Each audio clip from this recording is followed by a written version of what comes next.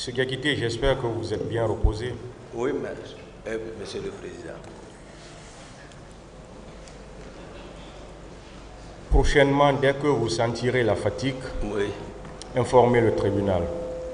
Merci beaucoup, Monsieur le Président. La parole était avec la défense pour la suite des questions. Oui, Monsieur le Président. Bonjour, mon commandant. Bonjour, maître.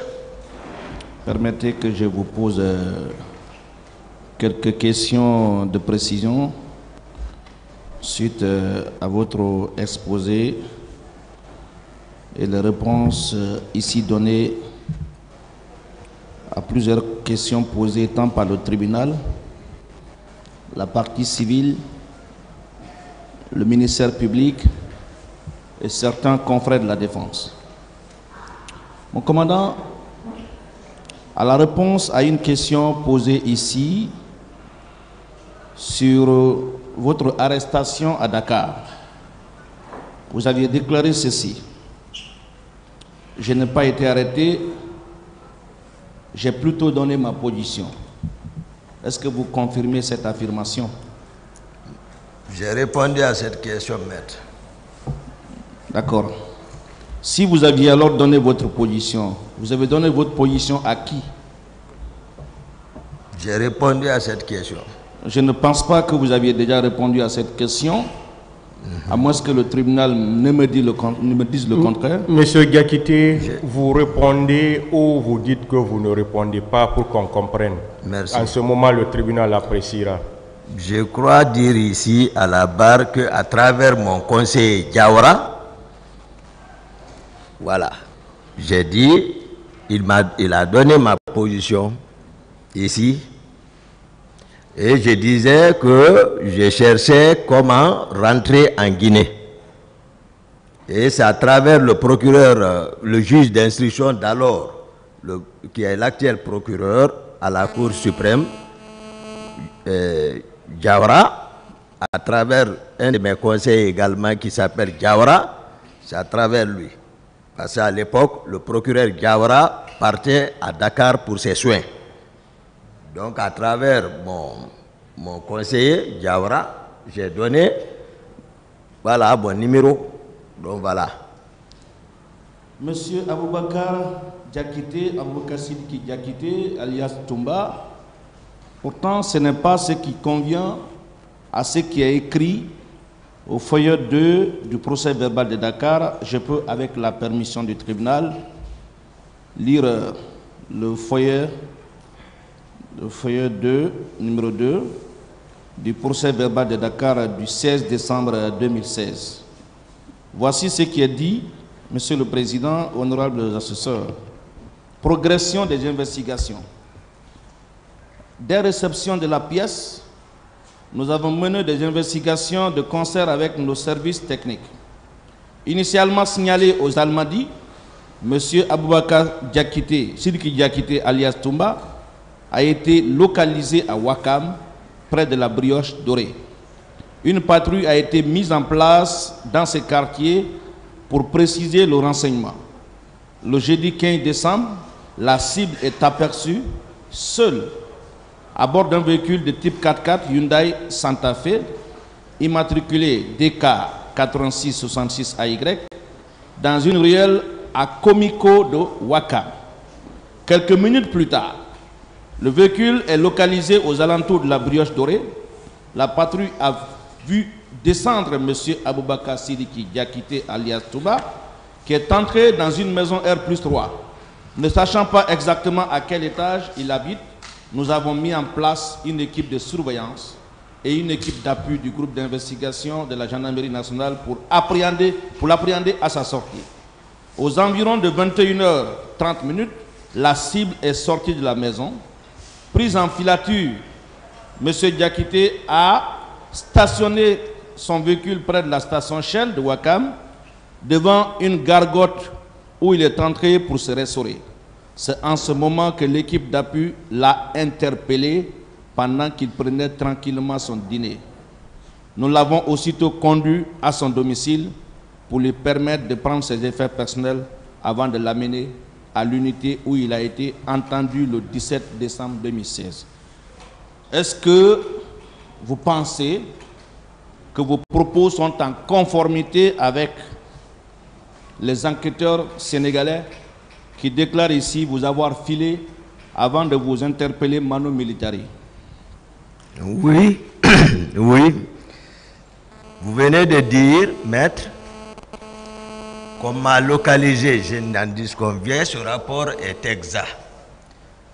Parce que j'ai dit ici, pour que je sois localisé, ils ont commencé par dire que j'ai été localisé à travers mon téléphone portable. C'est de ça que je vous parle. Parce que c'est moi qui ai donné le numéro à mon conseiller et qui a donné au procureur Diawara. Et à travers ça, une commission rogatoire a été adressée au juge d'instruction de Dakar.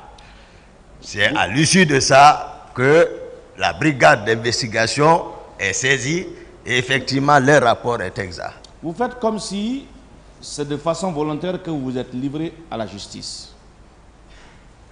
Non, c'est pas ça, maître. Ah mais alors pourquoi vous dites que je n'ai pas été arrêté mais j'ai plutôt donné ma position? Des questions à mettre, s'il vous plaît. C'est une question, monsieur le président. J'ai dit pourquoi il déclare par devant votre tribunal qu'il n'a pas été arrêté mais il a indiqué sa position. Il n'y a pas une contradiction, je viens d'éclairer. Combien d'années on me cherche, on ne m'a pas retrouvé. Alors dans ces conditions, non, je vous dis, puisque vous savez que vous êtes recherché, pourquoi vous ne vous êtes pas livré volontairement? Vous aviez quand même, vous n'étiez pas interdit de séjour en Guinée, au point de ne pas être à mesure de vous embarquer comme vous l'êtes sorti pour rentrer tranquillement au pays et vous livrer à la justice de votre pays. Je suis présent ici, maître. D'accord. Le tribunal a compris les circonstances dans lesquelles vous êtes rentré en Guinée. Ne dites pas que j'ai indiqué ma position. Je persiste, c'est pas une question. Indiqué ma position. Vous avez aussi déclaré ici dire la vérité, rien que la vérité. Et dans ces conditions, moi je me pose une certaine question. Comment se fait-il que vos déclarations tenues quelques mois après les événements du 28 septembre dans la presse sont différentes de celles consignées dans les procès-verbaux d'interrogatoire à Dakar tout comme à Conakry? Je peux reprendre ma question, monsieur Diakité? Question? Oui, mais j'ai posé la question. Si vous n'avez pas compris, vous demandez que je vous la repose. Il n'y a pas de contradiction. Ce que moi je donne à cette barre, c'est ma version des faits. Pourtant, vous avez déclaré ici, vous en tenir à ce qui est écrit dans le dossier. Et maintenant, vous ne voulez pas répondre à la question bien précise. Ma question, elle est bien précise. Je vous la repose une fois. Comment se fait-il que vos déclarations dans la presse, que vous ne contestez pas, sont différentes de celles consignées dans vos procès-verbaux et même ici à la barre? Posez-moi la question que vous voulez mettre. C'est une question, monsieur Diakité. Il veut savoir pourquoi vos déclarations à la barre sont différentes de celles faites devant la presse et ailleurs. Dans la forme, mais le fond, c'est la même. Mais qu'est-ce que vous appelez dans la forme et au fond? C'est que je suis en train de donner ici, maître. Monsieur Diakité, j'ai relevé dans la transcription d'une intervention sur les ondes de la RFI, vous aviez ce jour déclaré ceci. Et la question qui vous a été posée par le journaliste est la suivante. Est-ce que vous souhaitez, monsieur Diakité, que le président Sekouba Konaté trouve une solution à votre cas personnel? Vous avez répondu comme suit. Bien sûr, je suis ouvert à tout. Je demande au général Sekouba Konaté de me gracier par rapport aux événements du 28 septembre. Par rapport à ce que je dis bien, on s'est rendu au stade du 28 septembre, mais c'était sous l'ordre du président de la République. Et même eux le savent. Je suis prêt pour ça à me rendre devant la commission d'enquête internationale, voire même à la Cour pénale internationale pour qu'il y ait la justice et l'équité. C'est vous qui avez tenu ce propos, oui ou non? J'ai répondu à cette question, maître, en disant, ici, c'était une des questions de la partie civile, j'ai dit, l'exercice avec le journaliste, je n'étais pas habitué, il m'a piégé, je ne connaissais pas le mot gracier, c'est un prisonnier qu'on gracie. Je l'ai répondu ici. Pourtant, vous me paraissez être une personne suffisamment avertie et lucide. Sur les ondes de la RFI, vous avez déclaré, vous êtes rendu au stade à 11 h. Et ici, à la barre, vous avez déclaré 13 h. Et dans le procès verbal versé au dossier de la procédure, vous avez parlé de 12 h. Entre les 3 heures là, on s'en tient à laquelle? J'ai répondu à cette question que je préférerais qu'on parle de la matinée et de l'après-midi. D'accord. Alors, à l'occasion d'une de vos comparutions ici à la barre de ce tribunal, vous aviez parlé de votre véhicule de fonction. Quand vous aviez dit, déclaré, je me rappelle, je crois que c'était à l'audience du 24 octobre 2022, vous avez déclaré détenir une voiture unique en Guinée. Et que quand vous avez démarré avec les leaders que vous auriez secourus, que personne ne pouvait vous rattraper parce que la voiture était sophistiquée et unique en son genre. Vous confirmez cette allégation? Oui, maître. Mais curieusement, le lendemain, et je le dis sous le contrôle du tribunal et même du baobab, du valeureux confrère maître Paul Yomba, c'était, je pense, le mardi passé, c'était le 25, quand il vous a posé la question sur la frustration, la marginalisation dont vous auriez été victime. Vous aviez déclaré ne détenir aucun véhicule de fonction. On va s'en tenir à quelle version? Non, je vous explique, maître. Le véhicule dont je parle, j'ai expliqué ici une fois, les véhicules qui avaient été retirés dans les mains des supposés narcos. J'ai parlé de ces véhicules-là ici qui étaient garés jusqu'à j'ai remis les clés au général Sekouba Konaté. Après, lorsque j'ai constaté que les gens voulaient dérober une, je suis venu encore reprendre les clés et pour ne pas laisser les véhicules, j'ai même dit, j'ai remis un à Marcel et moi j'ai pris l'autre. Donc c'est de ce véhicule moi j'ai disposé. Donc vous n'aviez pas un véhicule de fonction. Voilà. Vous n'aviez pas un véhicule de fonction, on peut s'en tenir à ça? C'est de ça que je vous parle. Vous n'aviez pas un véhicule de fonction, oui ou non? Personne ne m'a donné un véhicule de fonction. Très bien. Personne. Donc c'est vous qui avez acheté. Véhicule, moi j'ai roulé. C'est vous qui avez acheté donc le véhicule? Je n'ai pas acheté. Ah oui? Je n'ai pas acheté. On y va, on continue. Voilà. Alors parlant de votre façon de porter le béret, de votre façon de vous habiller, le tribunal pourra certainement se reporter aux anciennes vidéos. À la réponse à une question posée par Maître Tiano Amadou Ouri de la partie civile, il a beaucoup insisté ce jour. Il a posé la question 4 fois.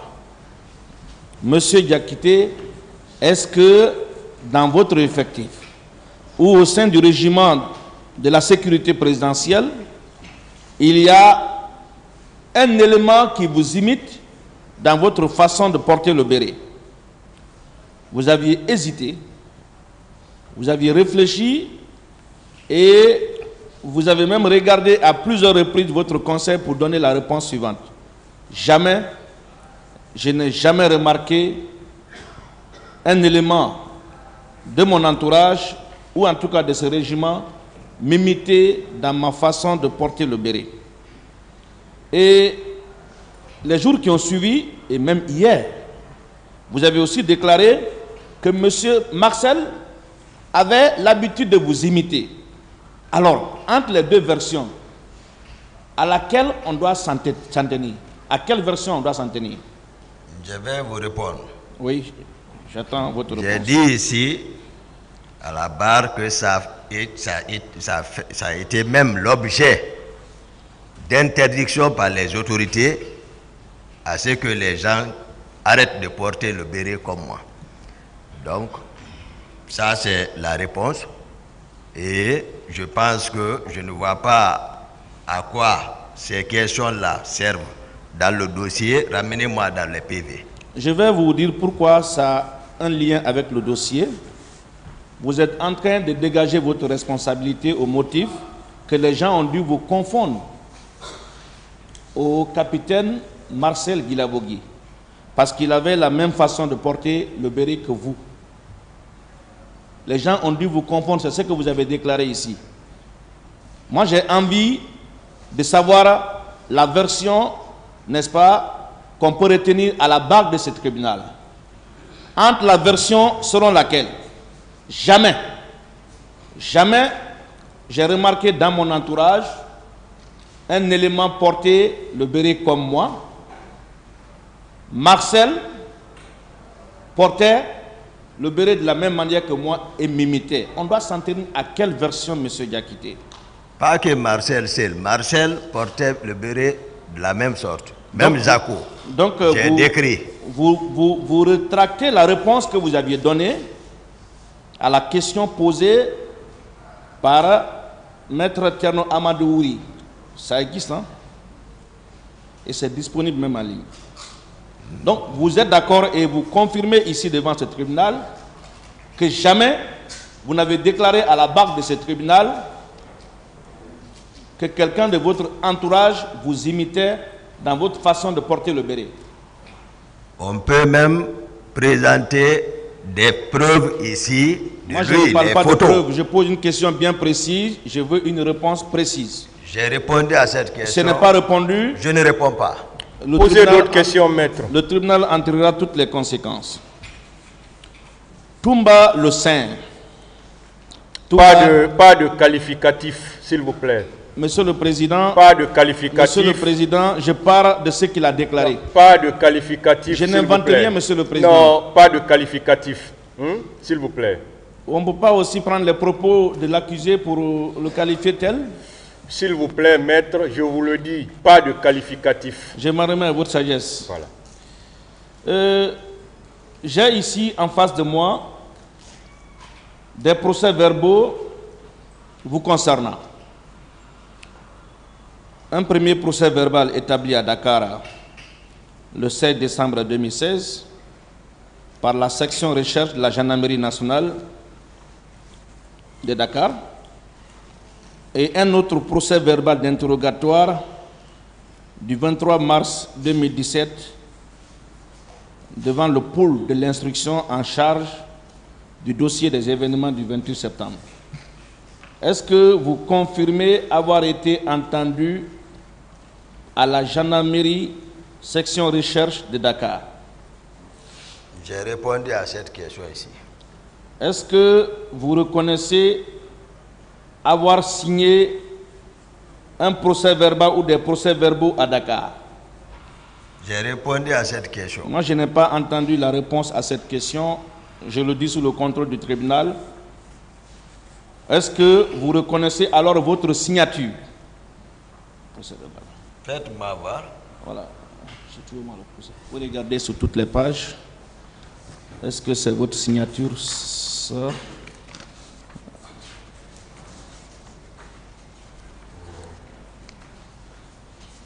Est-ce qu'il y a votre signature quelque part ici? C'est pas votre signature, ça? Parlez tout doucement, maître. Vous avez amené, vous êtes là, hein, à parler, maître, autrement. Moi, c'est moi qui vous ai dit, s'il vous plaît. Est-ce que c'est votre signature? Je vous ai dit, permettez-moi. Laissez-le regarder, voilà, il va le dire. Regardez, monsieur Diakité, regardez rapidement. Il faut regarder. Je vous écoute, monsieur. C'est l'une de mes signatures. Très bien. C'est l'une de vos signatures. Donc, vous avez d'autres signatures aussi. Vous avez combien de signatures? Prenez ça. Je reconnais, j'ai dit, c'est l'une de mes signatures. Et est-ce que vous pouvez nous montrer ou faire connaître à ce Vous pouvez tribunal? rejoindre votre place, maître. Oui, c'est pas fini. Rejoins, il a fini de regarder. Non, mais je veux passer toutes les pages, Monsieur le Président. Monsieur Avec votre Diakité, permission. vous avez fini de regarder. J'ai fini, C'est votre maître. signature, ça aussi? Le foyer numéro 6. J'ai regardé, je l'ai dit. Je reconnais cette signature. Le foyer numéro 7, c'est votre signature aussi? Oui, c'est moi. Au foyer numéro 8, c'est votre signature? C'est pour moi, maître. S'il vous plaît, maître. Voilà. Allez-y, vous posez les Est-ce questions. que c'est votre signature qui est sur le foyer numéro 9? Oui. Très bien. Est-ce que vous êtes d'accord avec moi que tout ce qui est consigné dans ce procès verbal vient de vous? Posez la question, maître. La question est posée, répondez. Posez la question, Est-ce le que- contenu. Est-ce que le contenu, vous assumez le contenu de ce procès verbal? Je vais écouter le contenu. Moi, je ne dis pas. Posez la question, On ne nous vous a- retardez pas. Mais répondez à la question posée, Monsieur le Président. Dites-lui de répondre à mes questions plutôt que de me faire la morale ici. C'est très simple. Je lui pose juste la question de savoir, il a reconnu sa signature qui sont paraphées sur les pages de ce procès verbal. Je lui demande juste de savoir s'il assume le contenu de ce procès verbal. Ce n'est pas de la mer à boire, monsieur. Monsieur Diakité, est-ce que vous assumez avoir signé, vous reconnaissez le contenu de ce procès verbal? C'est ce que je demande qu'il fasse lecture, maître. C'est pas la question que j'ai Monsieur le posée. Président. Maître, lisez alors. Non, Monsieur le Président, je vais lire, j'y viens. Mais je veux savoir s'il reconnaît au moins que ce qui est écrit dans ce procès verbal vient de lui, avant de commencer la lecture. J'en viens. Je suis sincère. Si ce que vous lisez c'est vrai, je vous le dirai. S'il vous plaît, je vais poser la question pour une dernière fois, ou autrement. Lisez le contenu, maître. Monsieur le Président, s'il vous plaît, je sais pourquoi je pose cette question, à moins que le tribunal me dise que cette Maître, question... vous n'est pas- posez la question, l'accusé répond pour le tribunal. Très bien. Lisez le contenu. Alors, est-ce qu'on vous a obligé à signer ce procès verbal? Posez la question. Mais la question est posée. Est-ce qu'on vous a obligé à le signer? Non. On a pointé une arme sur votre tête pour... Maître, vous demander lisez de le signer. contenu maintenant. Je Il a ne dit qu'on ne l'a réponds pas pas. obligé. Très bien. Et le procès verbal d'interrogatoire établi par le pouls de l'instruction le 23 mars 2017. Et là, vous étiez en compagnie de vos avocats. Je peux encore venir faire confirmer votre signature, monsieur, ou bien je peux... Avec plaisir. Je peux voir- venir? Oui. Avec la permission du président, est-ce que ce procès verbal est de vous? Est-ce que c'est votre signature? Oui. C'est votre signature également? Pour moi. Vous pouvez passer. 3, la page 3. La page 4. Non, je crois que tu dis, ce n'est pas fini. La page 5. La page 6. La page 7.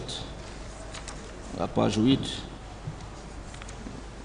L'autre là, je ne connais pas ça. Monsieur le Président, je veux que vous notiez au même titre que moi. Je dis la partie là. Qu'est-ce que vous dites? Qu'est-ce que La vous... signature, je ne Il comprends conteste la signature. pas. Ça là, c'est pour moi également. Ça là, c'est pour moi également. Ça là également. Ça là également. Ça là également. C'est ça là. que Sur le je- contrôle du tribunal, je veux qu'on dénote la page qui conteste. Hein? Non, je dis, vous pouvez lire, maître.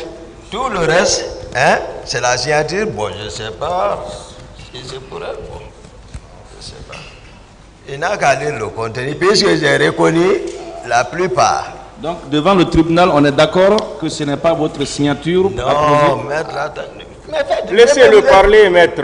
Vous êtes C'est désagréable. pas à vous là. de le dire. Vous avez envoyé, s'il vous Vous avez plaît. un accusé S'il qui vous me plaît, qualifie de maître. désagréable. Mais comment vous Vous pouvez mélangez suivre les le faits? Vous tribunal. avez un accusé qui me qualifie de désagréable, monsieur le Président. C'est parce que vous ne voulez pas laisser le tribunal Le parler. tribunal admet qu'un accusé traite un avocat de désagréable. Si vous le dites, le tribunal l'admet. Parce que vous ne laissez pas le tribunal parler.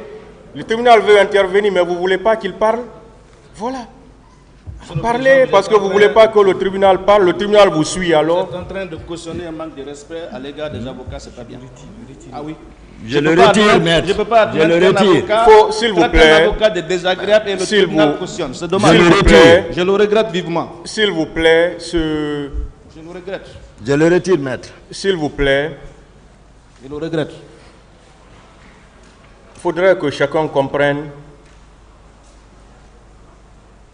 que les règles de jeu de ce procès sont les mêmes contenues dans le code de procédure pénale. Je n'ai pas cessé de le répéter à tout moment. Et à cette phase, ce n'est pas un conseil de dire au tribunal ce qu'il doit faire. Le tribunal respecte tout le monde. Depuis le début de ce procès, le tribunal a toujours respecté toutes les parties dans cette affaire. Mais au retour, il faudrait qu'on respecte aussi le tribunal. Quand le tribunal vous dit de vous arrêter, vous devez vous arrêter. C'est ce qui est dicté par les dispositions du Code de procédure pénale. Monsieur le Président, Le tribunal tient à ce que ce procès aille dans les meilleures conditions, mais tout en respectant les dispositions du Code de procédure pénale. Il faut que chacun joue sa partition. Et surtout, le tribunal estime qu'on est ici entre professionnels. Rien ne se dira ici qui n'est pas contenu dans les différents textes qui nous gèrent. Donc c'est pourquoi il faudrait que chacun se calme. Ce n'est qu'un procès. Il faut qu'on se calme, qu'on s'écoute. Parce que nous ne sommes pas quand même dans un bistrot où chacun peut faire ce qu'il veut. Il y a des règles de jeu et il faut qu'on les respecte. Si ce tribunal respecte tout le monde, au retour, ce tribunal aussi a besoin du respect. C'est un accusé qui est là. Il n'est pas encore condamné. Rien ne dit qu'il est encore coupable. On doit le respecter. C'est comme l'accusé aussi doit respecter toutes les autres parties à ce procès. C'est réciproque.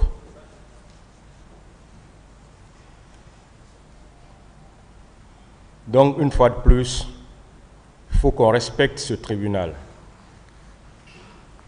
pour qu'on puisse évoluer. Si le tribunal veut que vous vous arrêtez, vous devez vous arrêter. Il faut que vous vous arrêtez. C'est ça la règle du jeu.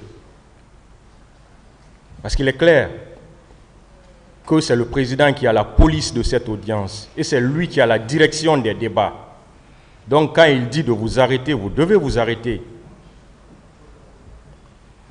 Si on doit coller maintenant quelque chose à ça,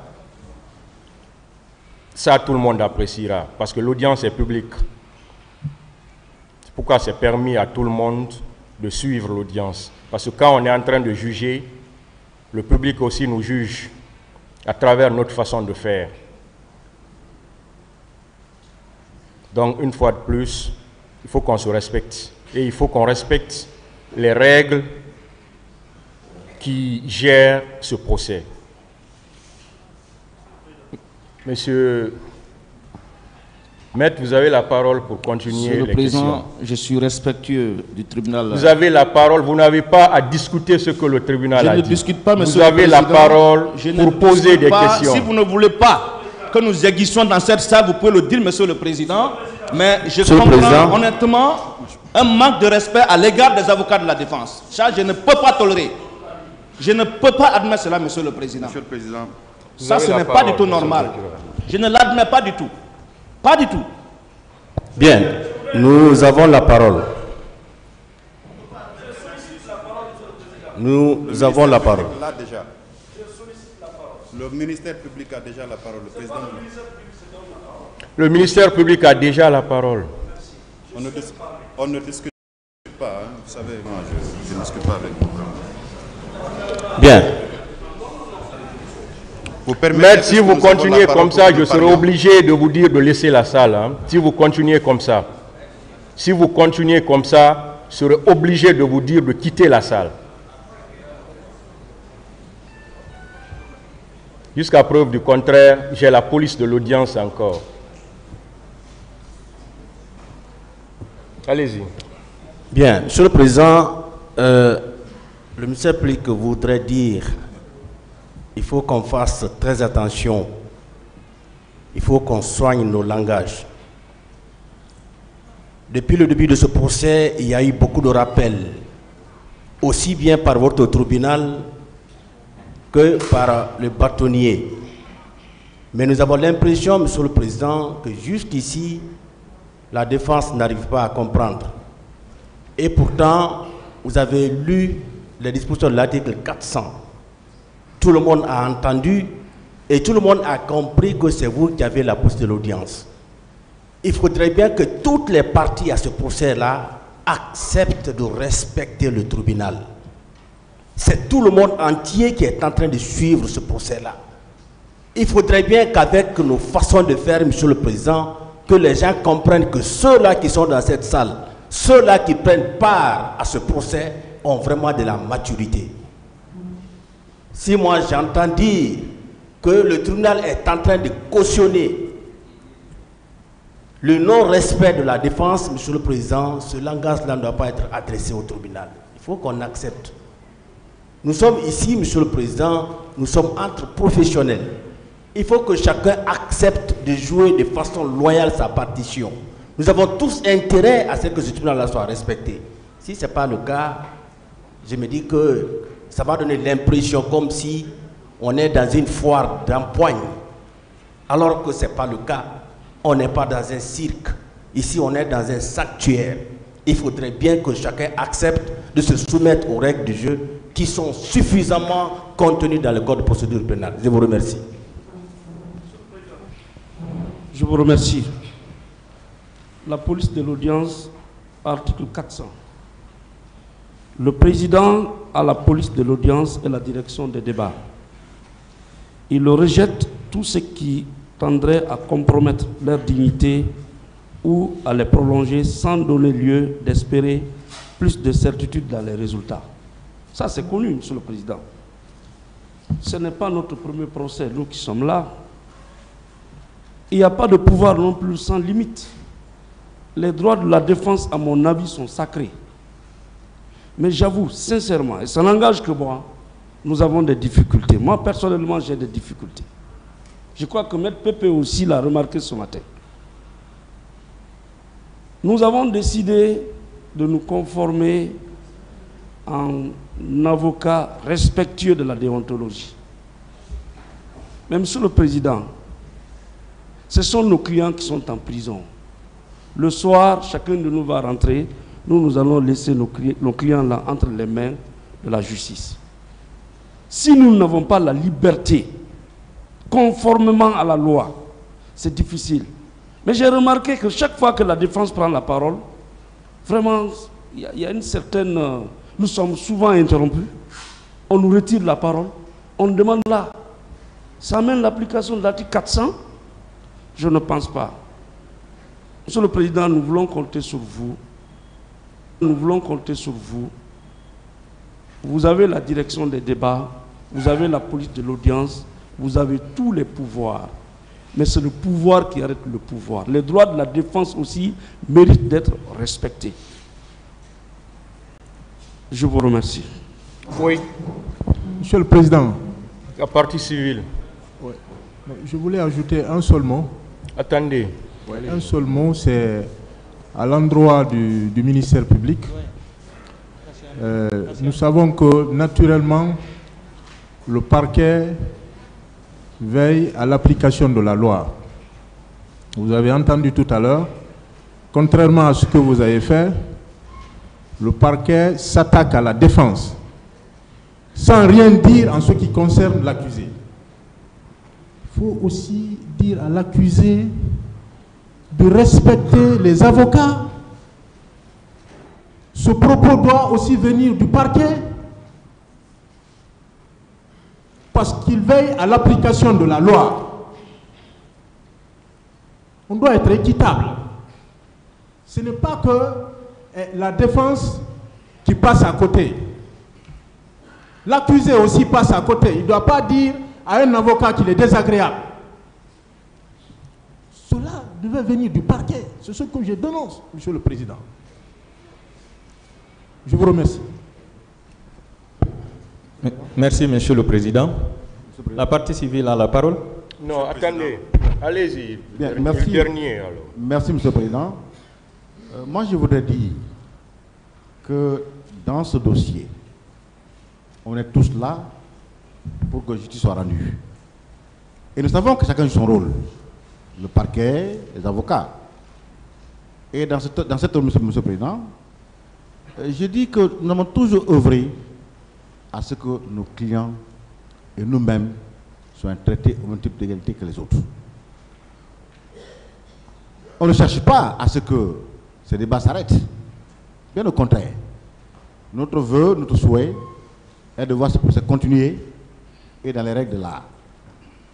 La défense a souvent été indexée comme voulant créer de tumulte, comme voulant boycotter ce procès. Non, Monsieur le Président. On vous doit tout le respect. Nous vous respectons, Monsieur le Président. Et je pense que depuis le début, si vous constatez que certains, par moment, ne prennent pas la parole, c'est parce que nous voulons que le débat évolue, avance. Alors, si le parquet pense que la défense passe souvent à côté, non, Monsieur le Président, pas du tout. Et que ce soit les accusés, que ce soit les parties défenderesses ou civiles, ce que nous demandons, c'est la courtoisie réciproque de part et d'autre, Monsieur le Président. On est tous humains avant d'être là. Les accusés y compris. Et nous tenons à les respecter. Et nous voulons, Monsieur le Président, que cela soit réciproque. On ne demande que ça. Je vous remercie, Monsieur le Président. Monsieur le Président, vous permettez que je revienne pour 2 mots? Pour 2 minutes. Ok, allez-y. Après, on va... Merci, Monsieur le Président. Honorable assesseur. En fait, le point nodal, c'est vraiment par rapport aux différentes phases du procès pénal que nous connaissons tous. Le fait est que, vous l'avez dit, à chaque fois qu'il s'agit de poser des questions, il va falloir que nous nous limitions exclusivement à poser des questions sans commentaire. Tout le problème est né de ceci. Il faudrait que nous sachions tous raison garder. La courtoisie, elle doit être de mise entre tous les acteurs que nous sommes. Nous autres partis, nous nous devons respect mutuel entre nous et nous devons du respect pour ce tribunal et vice-versa. Vous avez tout de suite lu les dispositions de l'article 400 qui, ma foi, vous donne à vous et à vous seuls la police de l'audience et la direction des débats.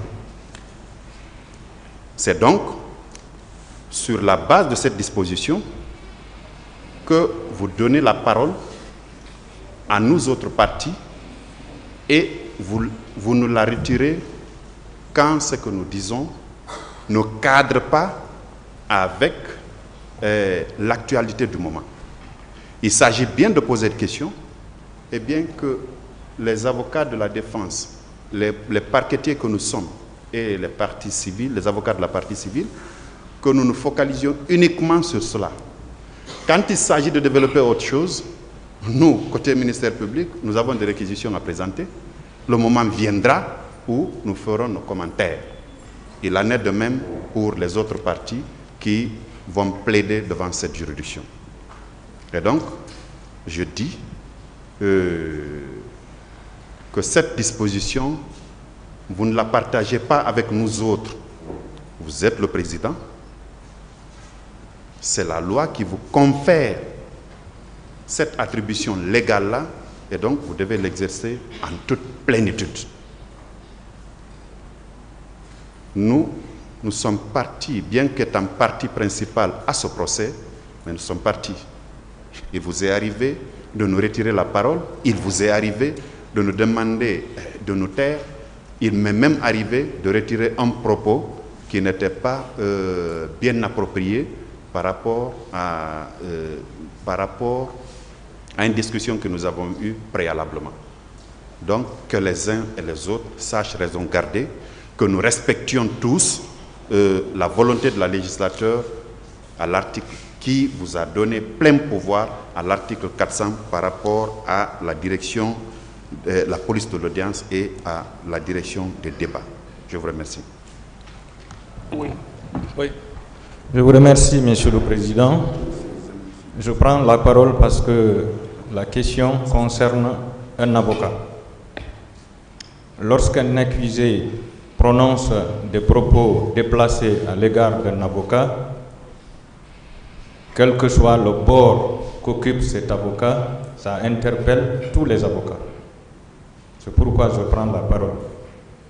Je crois avoir entendu le commandant Diakité dire qu'il retire le mot. Ça veut dire qu'il reconnaît avoir prononcé ce propos qui est vraiment déplacé.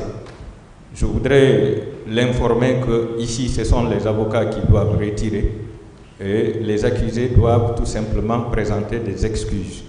Et c'est pourquoi, Monsieur le Président, pour clore cet incident, je souhaite que vous ordonniez à M. Diakité de présenter des excuses à notre confrère pour que nous puissions continuer. Je vous remercie. Je vous remercie, Monsieur le Président. Je n'aime pas beaucoup parler. Je voudrais d'abord remercier Monsieur le Président pour sa patience et sa pédagogie. Ce procès, c'est un procès historique. C'est un procès pédagogique. L'accusé, même condamné, mérite respect. Au vu de la présomption d'innocence consacrée par les instruments juridiques internationaux, les constitutions, même une personne qui décède, ses droits continuent à produire des effets dans le futur. Nous sommes des professionnels, nous les avocats. Nous devons avoir le dos large. Qu'est-ce que j'ai constaté dans ce dossier? Et chez nous ici, la partie civile, et là-bas, on fait trop de commentaires, on se répète. La caméra, c'est tout. Nous sommes auxiliaires de justice, je dis bien auxiliaires de justice. Nous ne sommes pas auxiliaires de la justice, mais de justice. Nous avons contribué pour la réussite de ce procès. Il ne faut pas parler pour parler. Et chez nous ici, et là-bas, on fait trop de commentaires pour poser des questions. Donc, moi je demande, je remercie le tribunal, je remercie même le parquet. Il faut que les gens sachent, on n'est pas dans les illusions qu'on a l'habitude de faire. Le monde entier nous regarde. Essayons de redorer le blason du barreau qui est terni. Je crois que j'ai aperçu monsieur le bâtonnier là. Donc, c'est ce que j'ai à dire.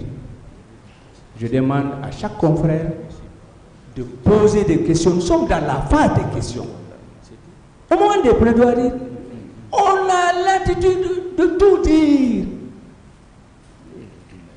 Personne ne peut nous arrêter dans la plaidoirie. Avançons. Et je vous remercie. Monsieur le Président, avec votre permission, et nous sommes tous des avocats Il faut avoir l'honnêteté, la sincérité. Lorsque son client tient des propos inadmissibles, de l'avouer. Alors, franchement, les propos tenus par notre client à l'égard de notre confrère sont inadmissibles. Nous lui demandons de présenter des excuses aux confrères. On ne peut pas traiter un avocat de désagréable. Merci, Monsieur le Président.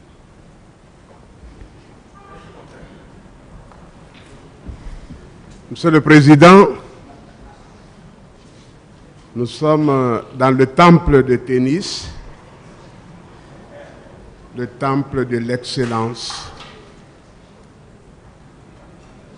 Un temple qui a son rituel, qui a ses rudiments, qui a ses sacrements. Il y a cet totem.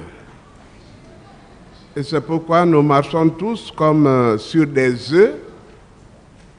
Et quant à remettre votre crédibilité en cause, ça c'est de travers, sincèrement.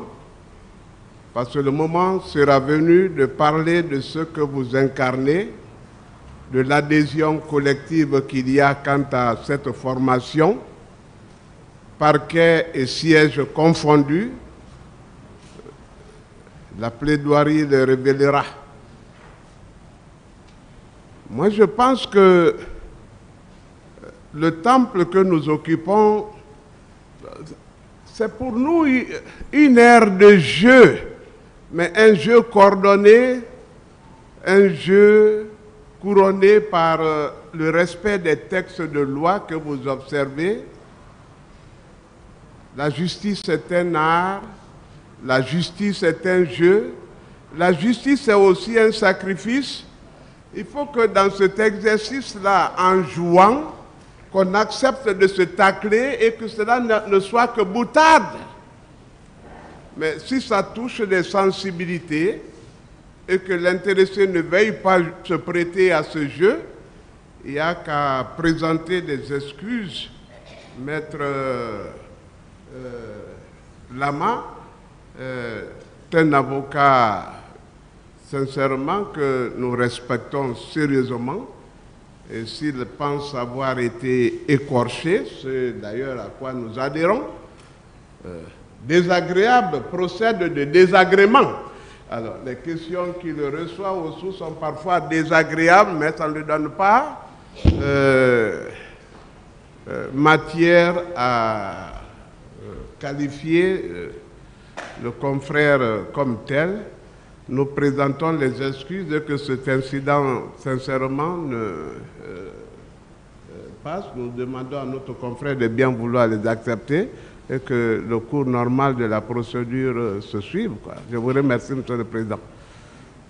Voilà, j'ai toujours dit que nous sommes des professionnels ici.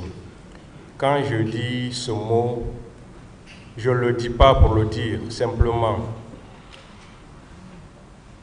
À mon sens, ça veut dire assez de choses.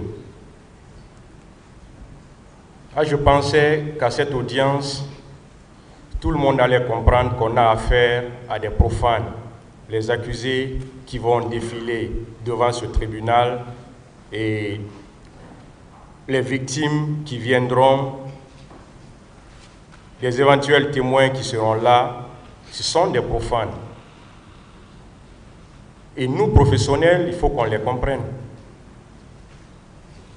Des termes de foi peuvent leur échapper. Il faut qu'on comprenne. C'est pourquoi, quand le tribunal vous dit de vous arrêter, vous devez vous arrêter. C'est au tribunal de corriger ça. Comme on le dit souvent, on ne peut pas se faire justice soi-même. Mais quand le tribunal même vous dit de vous arrêter, vous continuez, là, ça va être compliqué pour le tribunal de pouvoir régler.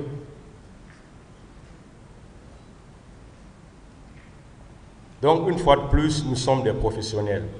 Comme l'a dit un intervenant, ayons le dos large. Quand il y a des termes qui échappent deux fois,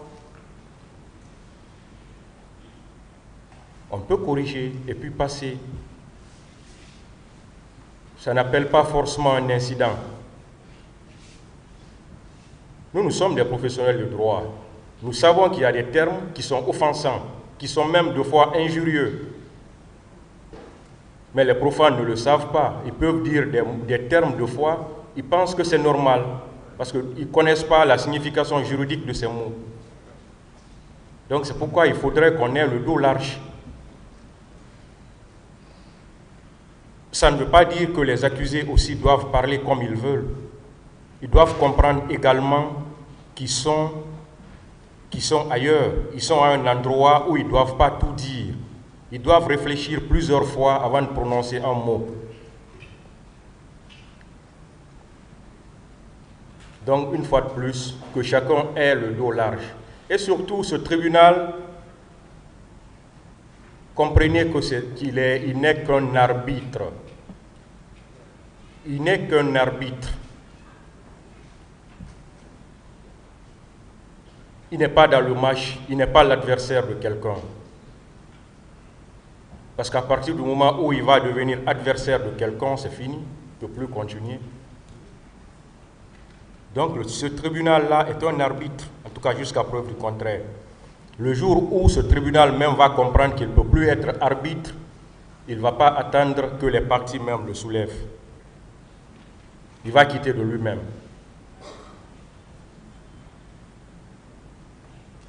Donc, jusqu'à preuve du contraire, nous nous considérons comme étant des arbitres. Quand je dis tribunal, moi, les assesseurs et le greffe.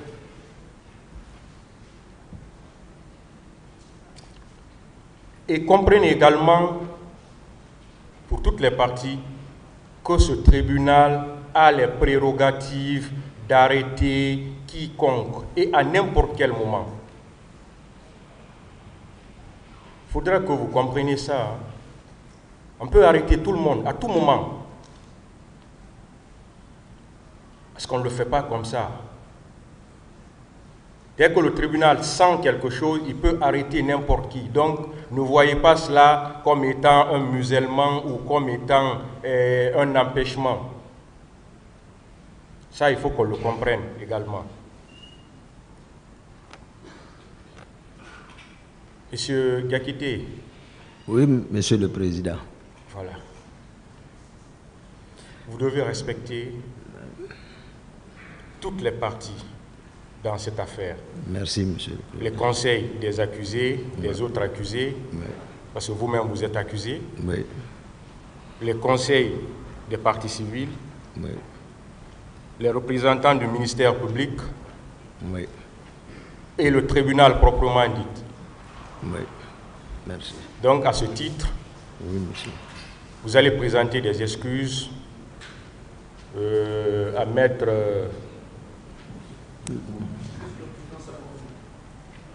voilà. Veuillez présenter des excuses. Maître Lama, veuillez m'excuser. Maître Béa, veuillez m'excuser. Excuse acceptée. Merci. Voilà, allez-y avec les questions, maître, s'il vous plaît, et ne faites pas trop de commentaires. Merci, Monsieur le Président. Toutes mes excuses également si mes propos ont à un certain moment donné vexé le tribunal. Toutes mes excuses. Monsieur Diakité, j'ai envie de poser des questions par rapport au procès verbal et je vais poser des questions par rapport au foyer numéro 9. Est-ce que vous confirmez les informations suivantes contenues dans ce foyer? Taille 1,70. La signature ou... Les informations consignées sur le foyer numéro 9 de la pièce numéro 2 du procès verbal numéro 351 du 16 décembre 2016. S'ils sont transcrites comme je l'ai dit, il n'y a pas de problème. D'accord. De toutes les façons, vous avez déjà signé. Je suis d'accord pour la signature. Voilà, c'est écrit taille 1,70 m, teint clair, nez pointu, sourcils fournis, signe particulier, ce qui m'intéresse ici, tatouage sur le bras gauche. Est-ce que vous confirmez cette information? Où ça? C'est écrit sur le foyer numéro 9 du procès verbal du 16 décembre 2016. Tatouage sur le bras gauche. Où ils ont Ah oui? Je peux vous montrer. Où? Je peux amener à Dakar. Dakar, oui. Non, ils ne m'ont pas demandé ça. Ça, c'est une information qui a été prise dans l'armée. Mais ça là, parce que je n'ai pas été même... Non, ils ne m'ont pas violenté. Ils ne m'ont pas examiné. Rien. Ce tatouage-là, je l'ai déclaré à l'incorporation dans l'armée. Ça là. Mais nulle part, quelqu'un ne m'a demandé ça là. Ce tatouage. Mais c'est marqué dans l'armée. D'autres questions, maître. Voilà. Mais ici, ce n'est pas l'armée qui a établi ces documents. Je continue. Où est le problème? Vous ne posez pas de questions. Merci, Monsieur le Président. Je continue mes questions. Vous aviez déclaré ici, à la barre de ce tribunal, être un des conseillers spirituels du président Moussa Dadis Camara. Vous confirmez? L'un des. L'un des, oui. Vous confirmez cette information, n'est-ce pas? Oui. Est-ce que vous pouvez me parler un peu de ce que signifie conseiller spirituel? Je ne réponds pas à cette question, maître. J'en passe. Dans votre entourage, et quand je parle de votre entourage, ce sont les éléments de la sécurité présidentielle, vos collaborateurs à la présidence, à l'époque des faits. Est-ce que vous pouvez nous citer ici quelques-uns des éléments incontrôlés du régiment que vous commandiez? Ce n'est pas moi qui suis le commandant du régiment. Mais demandez alors au président de dire les éléments incontrôlés du régiment. Moi, j'ai parlé. C'est vous qui êtes à la barre. Voilà, j'ai dit, je suis aide de camp, chargé du salon du président. Donc, j'ai dit qui est le commandant du régiment. Ça, c'était le dossier toujours. Bon, maintenant, ici, j'ai dit, j'ai dit, le régiment presque n'a rien, voilà, de particulier. J'ai dit, c'est l'arrivée de ce camp de Kaléa. Et tout ce qui s'ensuit, c'est ce qui a entraîné la pagaille à la présidence. Et j'ai même nommé garde parallèle. C'est moi qui ai donné ce nom, garde parallèle. Et c'était vrai. D'accord. Donc, élément incontrôlé, on ne peut pas. Le régiment est bien organisé. Hein. Avec la permission du président, je vais reposer la question autrement. Alors, quels sont les éléments incontrôlés dont vous avez souvenance à la présidence à l'époque des faits? Et je ne réponds pas à cette question. Très bien. Vous aviez déclaré ici que le capitaine Marcel n'est pas votre adjoint et il n'a jamais été votre adjoint. Mais j'ai relevé dans les procès-verbaux, tant à l'enquête de police, devant le pôle d'instruction et même dans la presse, que vous avez soutenu que Marcel était effectivement votre adjoint. Alors la question est de savoir quels étaient vos rapports particuliers avec le capitaine Marcel Guilavogui. D'accord. Sur la question, maître, Marcel lui-même, le capitaine Marcel lui-même, a expliqué clairement ici que c'est les gens qui disaient l'adjoint de Parfait et fait, qui disaient l'adjoint de Toumba. Mais, sauf que, moi je suis l'aide de camp par acte officiel, décret présidentiel, aide de camp. Donc, sur ça, c'est déjà clair, c'est clair. Maintenant, les liens, je ne reviens pas sur cette question. Je vous ai dit d'où nous venons, nous et les Marcel et le président. Donc, je ne réponds plus à cette question, maître. D'accord. Alors, il y a un propos que vous avez prononcé ici, et j'ai bien envie de vous rappeler avant de vous poser deux questions. C'est moi qui ai gradé Marcel sous-lieutenant. En plein rassemblement, sans demander l'avis du président, j'ai demandé qu'on m'envoie un grade de lieutenant et ordonné qu'on porte sur son épaule. C'était à l'audience du mercredi 21 octobre 2022. Vous confirmez ce propos? Voilà, je vais expliquer. Vous confirmez? J'explique pour que nous nous comprenions. C'est simple, on ne va pas continuer. Je vais expliquer. Je vais expliquer pour qu'ils comprennent. Moi, je fais la proposition, c'est comme celui de Koundara. J'ai fait la proposition au président. Comme je l'ai dit, nous sommes venus à 2 grades portées voir le président. C'est une proposition qui a été faite. Et nous sommes venus, voilà, c'est ce que vous devez expliquer. Si il disait enlève, il allait enlever. Mais j'ai été prêt, le président a cautionné, il a confirmé, et j'ai dit pour cause. Parce que Marcel devait aller en bourse, il avait obtenu une bourse d'études. Mais le président et moi, nous l'avons empêché de suivre ses études. Donc, il ne méritait pas ça. Il a beaucoup travaillé pour l'arrivée du pouvoir. Donc, faites une proposition. Le président, voilà, il est préoccupé par beaucoup de problèmes. Si nous qui sommes à côté, on ne le rappelle pas pour le proposer, ce jour, il pouvait dire non, enlève. C'est comme celui de Koundara. Je le fais la proposition, il le confirme. C'est tout. Moi, je ne nomme pas. C'est bon, hein. Monsieur Maître, est-ce que vous êtes satisfait? Non, ce n'est pas la question que j'ai posée. Reposez la question. C'est très simple et je n'ai fait que faire transcription fidèle. Si je me trompe, on peut revoir la vidéo. Ou si je me trompe, vous infirmez et éventuellement on pourra projeter la vidéo. J'ai même mis entre guillemets. C'est moi qui ai gradé Marcel sous-lieutenant en plein rassemblement sans demander l'avis du président. J'ai demandé qu'on m'envoie un grade de lieutenant et ordonné qu'on porte sur son épaule. Est-ce que vous confirmez ce propos? C'est simple. C'est pas comme ça, moi je conçois donc, ça. on note au primitif. Moi je dis. Est-ce que vous l'avez dit, monsieur Diakité? Est-ce que vous avez dit ça? C'est ça que j'explique ici, monsieur le président. Oui ou non? Est-ce que vous avez dit ça, comme il l'a dit? Je comprends. Je l'ai dit ici, devant le tribunal. Très bien. Maintenant, c'est comme ça, j'explique. Comme on dit, dans notre patois. Je continue. Je continue, monsieur le président. D'autres questions, oui. Cela s'est passé quand précisément?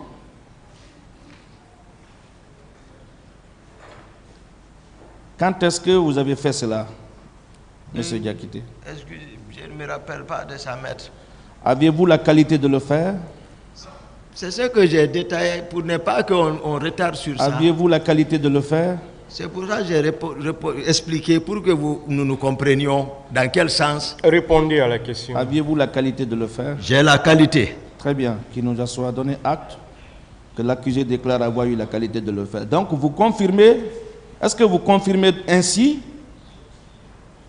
que vous, aide de camp, vous aviez dans vos attributions le pouvoir d'élever en grade un de vos éléments? Voilà, j'ai dit proposer. Le contexte, c'est ça.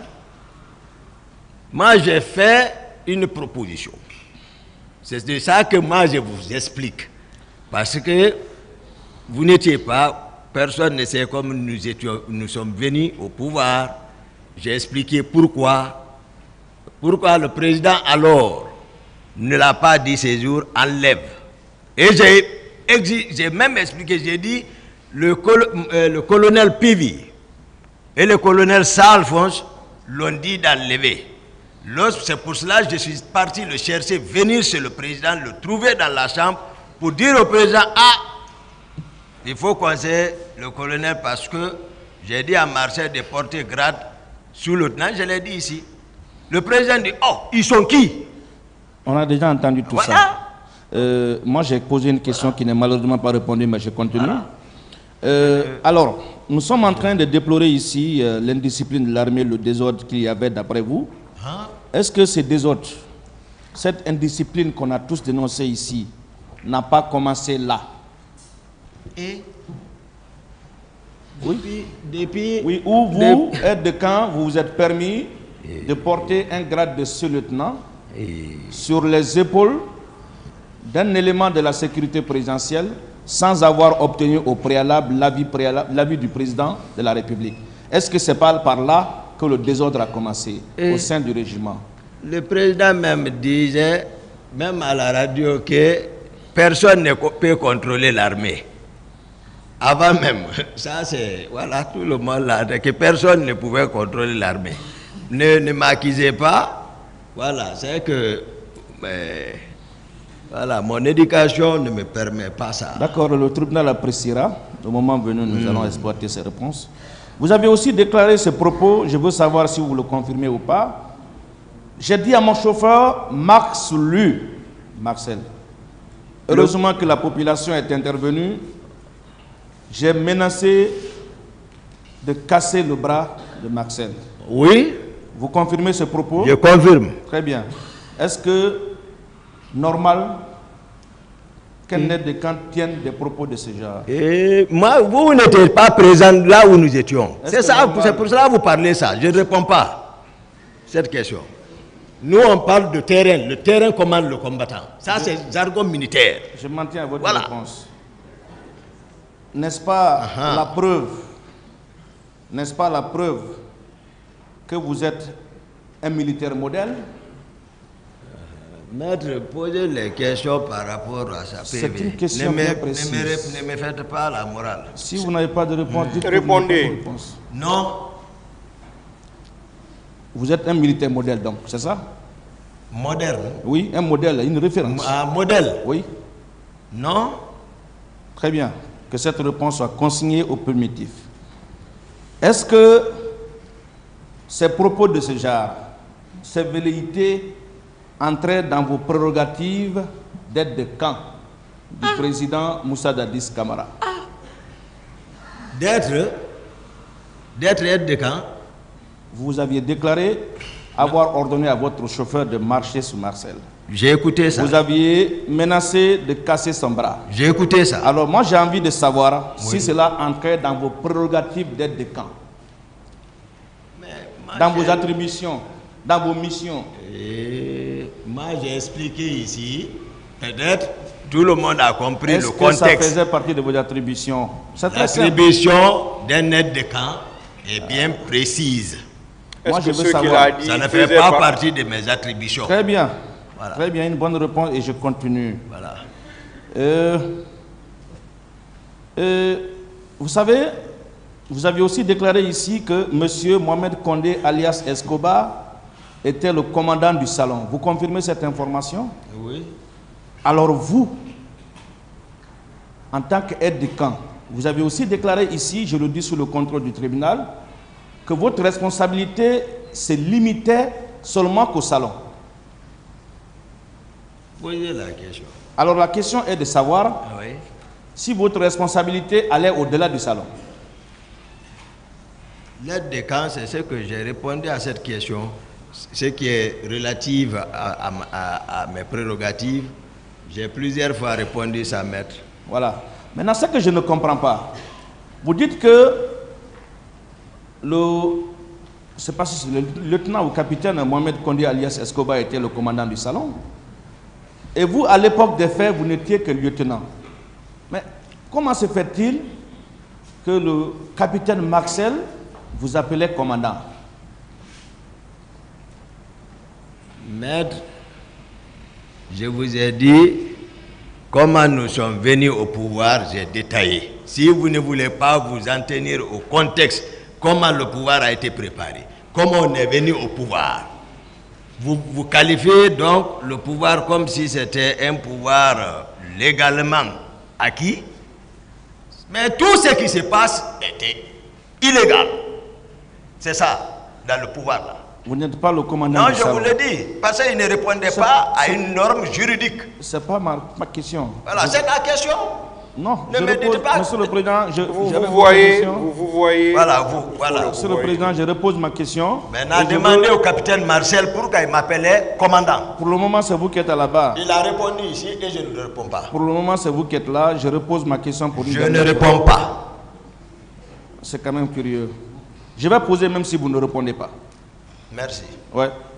Merci. Vous n'êtes pas le commandant du salon. Vous n'êtes pas le commandant du régiment. Mais curieusement, c'est vous qu'on appelle commandant. Ça veut dire quoi? Marcel n'était pas mon adjoint, mais on l'appelle adjoint de Toumba. Ça n'engageait que c'est... Moi, je vous dis acte officiel que je disposais. Acte officiel, décret présidentiel, aide de camp.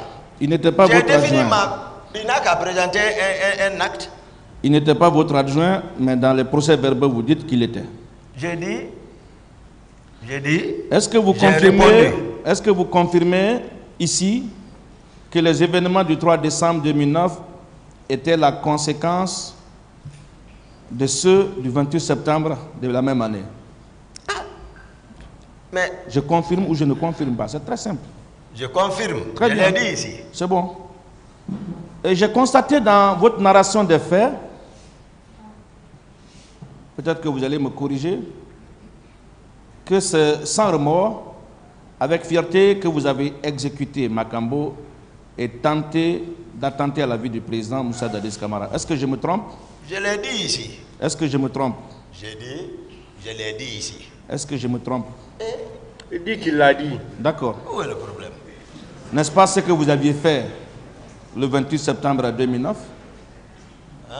N'est-ce pas ce que vous aviez fait le 28 septembre 2009 sur des nombreux manifestants qui s'étaient mobilisés au stade du même nom? Non, non, non. N'est-ce pas là la traduction d'une haine et l'expression d'une vengeance contre le président Moussa Dadis Camara? Non, maître. Pensez-vous que ce tribunal doit vous croire au regard de tout ce que vous venez de révéler ici sur votre personnalité et votre état d'âme avant et après le 28 septembre 2009? Ok. Maintenant, je vais vous expliquer. Pensez-vous que le tribunal doit vous croire? C'est très simple, c'est des questions. Je vais vous expliquer, puisque c'est un prolongement de Koundara. Hier, ça a été pas même la question. Est-ce que vous pensez que ce tribunal va vous croire? Oui. Voilà. Pourquoi le tribunal doit vous croire? Merci. Je vais expliquer. Hier, on m'a même... J'ai dit au maître qui avait la parole sur une question relative à Koundara. Sur pourquoi j'ai libéré, pourquoi 2 personnes, pourquoi, je vais expliquer. Monsieur le Président, ce n'est pas... Non, vous avez dit pourquoi. Et pourquoi, c'est des explications. Voilà. Bon, je m'en remets à votre tribunal. Voilà. Donc, voilà, on est tous d'accord que depuis les événements, comme je l'ai expliqué, il était question de se protéger et vendre certains. Le chef d'opération n'a aucune base légale de procéder à une arrestation de qui que ce soit. Et de surcroît, le traduire ou pas à une structure extrajudiciaire. Vers une structure extrajudiciaire. Il y en a qui sont passés ici, dénoncés PM3 à l'époque comme un endroit de torture. Il y en a qui se sont plaints ici. Le chef d'opération prend 2 personnes, supposées dans le cas du 28 septembre, les conduit dans une structure extrajudiciaire au PM3, dont les autorités de là-bas étaient ancrées dans le système du président Dadis. Ça, pour nous les militaires, là-bas, c'est un pied d'écrou, pas un mandat de dépôt. Si on m'aurait dit, parler que moi, je suis intervenu dans une police judiciaire où on devait mettre quelqu'un sous mandat de dépôt, je pouvais comprendre. C'est pourquoi je dis le contexte, ils n'ont qu'à revenir dans les contextes. La justice était presque tout s'est passé à la présidence. Qui avait les qualités de le faire? C'est le président Dadis. Il jugeait les gens devant les gens. Il n'est pas la justice. Des structures extrajudiciaires. Begré, donc on qualifie, appartenant à Toumba. Pourquoi lorsqu'ils ont arrêté Begré, ils ne l'ont pas déposé sous couvert d'un ministère public pour des fins d'enquête, afin qu'ils mettent un mandat de dépôt sur lui pour qu'aujourd'hui il soit présent? Pourquoi ils se sont précipités pour l'exécuter? C'est bon, hein? Merci. Monsieur le Président, ce n'est pas ma question. Restons dans le contexte. Vous avez demandé pourquoi? Oui, mais le pourquoi là... Alors précisez, J'ai bien précisé. C'est vous qui avez déclaré que ce tribunal doit vous croire. Pourquoi ce tribunal doit vous croire? Quel signe particulier que vous avez pour que le tribunal vous croie? Quelle moralité aussi profonde, fondée que vous avez pour que le tribunal vous croie? Quels sont les éléments de preuve solides que vous avez pour soutenir, pour que le tribunal vous croie? Ça, c'est là la question. Pourquoi le tribunal doit vous croire? Par rapport aux explications que je donne, par rapport à la véracité, parce qu'ils savent, c'est des personnes, ils connaissent l'être humain, ce n'est pas pour ne rien, ils sont ici.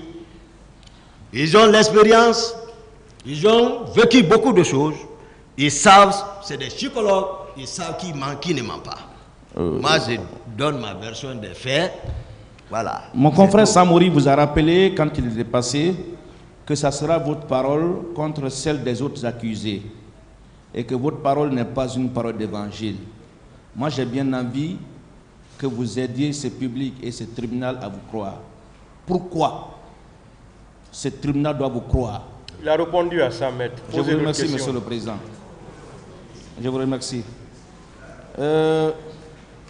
Vous avez déclaré ici que le président Dadis ne vous faisait plus confiance et vous avez écarté. Mais comment se fait-il qu'avec tout ça, qu'il ait décidé d'envoyer votre maman à la Mecque, qu'il ait décidé de vous demander de l'accompagner chez Gono Sangaré et qu'il ait décidé également que vous l'accompagniez à l'Abbé le 25 ou le 26 septembre 2009. Et qui vous a dit c'est lui qui a envoyé ma maman à la Mecque? Ah bon? Donc c'est pas lui qui a envoyé votre maman à la Mecque? Ça c'est espèce propre. Ah, c'est une nouvelle que j'apprends. Non, moi-même j'ai envoyé 2 autres vieilles, espèces propres. C'est très bien. Aucun quota. D'accord.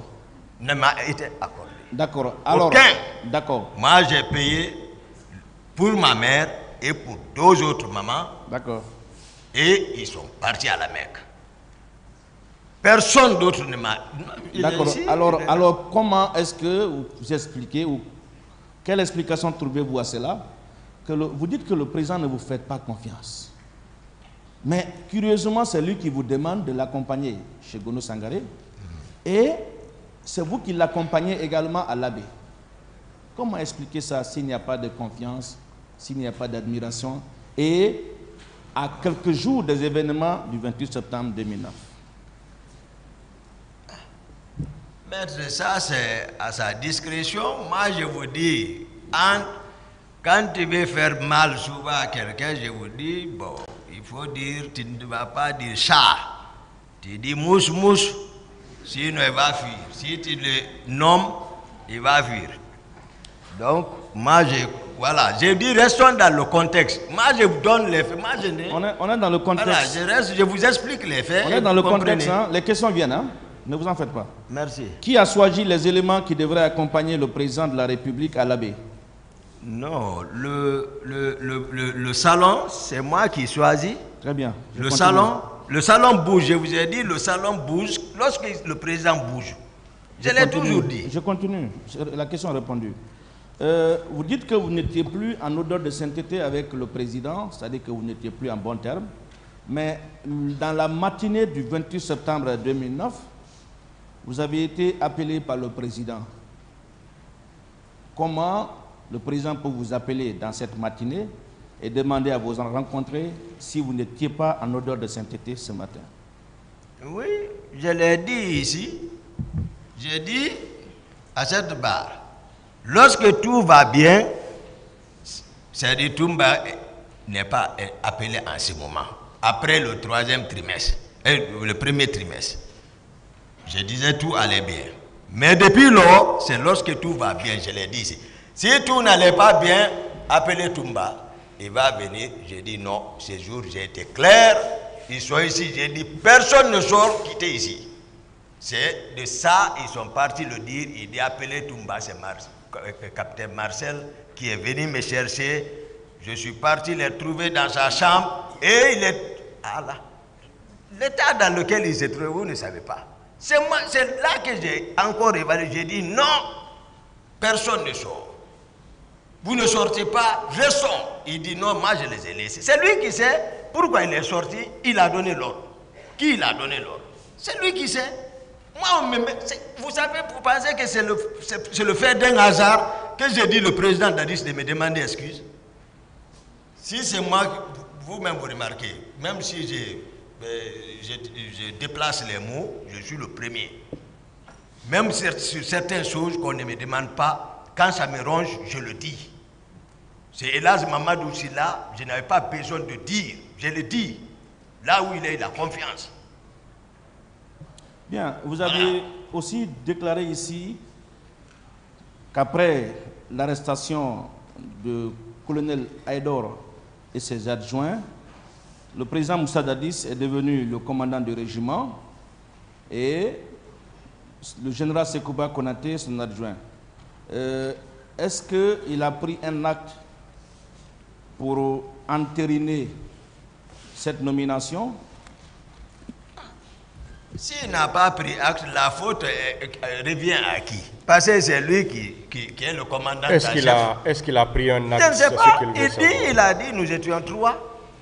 Dans votre procès verbal d'interrogatoire, devant le pouls de l'instruction, vous avez déclaré qu'il a pris un décret pour entériner cette nomination. Oui, ce n'est pas une invention, hein, c'est écrit. Moi j'ai passé le plus souvent, la parole d'un chef d'État vaut un décret. Hein. Voilà. C'est dans notre contexte, dans le contexte de la transition. Donc pour vous, la parole du chef de l'État équivalait à un décret. Ah, mais s'il n'a pas pris, maintenant à qui la faute? Puisque c'est vous qui avez déclaré qu'il a pris un décret. S'il n'a pas pris. Est-ce que vous avez ce décret-là? Parce que c'est vous qui avez parlé de ce décret-là. Maintenant, si quelque chose advienne, à qui on doit demander, comme le cas aujourd'hui? C'est vous qui avez dit dans le procès verbal, et je n'ai pas inventé, que le président a pris un décret. Si vous permettez, je peux rechercher et lire. C'est vous qui avez déclaré que le président a pris un décret. Alors qui était commandant du régiment? Vous ne posez pas de questions. Est-ce que vous pouvez nous aider à trouver le décret par lequel le président Moussa Dadis... Lui-même il est décret. Lui-même il est décret. Décret, c'est le président. Si c'est un arrêté, on va parler de ministère. Donc, mais ici, décret, c'est lui qui est décret. Même ici, dans cette salle, il peut prendre un décret pour vous gracier. Ça, le pouvoir là est tombé. C'est fini. D'accord. D'accord. Voilà. Dans votre interrogatoire, dans votre procès verbal d'interrogatoire et même ici, vous avez déclaré avoir envoyé les colonels Aïdor Ba, Sa Alphonse Touré et l'actuel général Abdoulaye Keita au camp Koundara. Vous confirmez ces propos, n'est-ce pas? C'est des structures extra-judiciaires. C'est ce que j'ai dit. Restons dans le contexte de notre pouvoir là. Confirmez. Est-ce que vous confirmez cela? C'est pas moi qui les ai conduits personnellement, mais c'est moi qui les ai arrêtés à la présidence. Très bien. Si j'ai bonne souvenance, les Marcel et d'autres les ont conduits à Koundara. Très bien. Mais personnellement, ce n'est pas moi qui les ai conduits. D'accord. Mais j'ai connaissance de cause. J'ai connaissance de cause. C'est bon. Je vais rappeler un passage que vous avez lu, que vous avez procès verbal. Je veux parler du foyer numéro 7 du procès verbal de Dakar avec la permission du président. Je veux avoir votre réaction par rapport à ça. Vous aviez tenu un discours, je vais rapidement rechercher ça. Commission rogatoire. Voilà.